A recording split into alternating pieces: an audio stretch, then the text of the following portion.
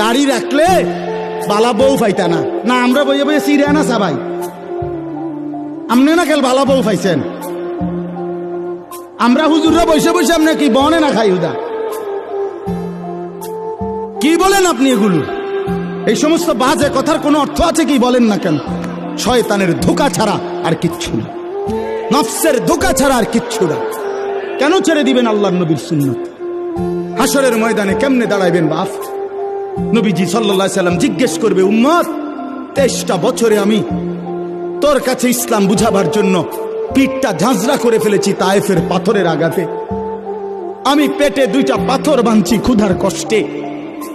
আমি দান দান শহীদ করেছি উহুদের ময়দানে। আমার এত কষ্ট, এত রক্ত, আমার এত চোখের পানি, আমার দিবারাত্রির এত কান্না, বিনিময়ে তুমি এটা কি নিয়ে আসলে? তখন কি বলবেন? কি বলবেন বাবা?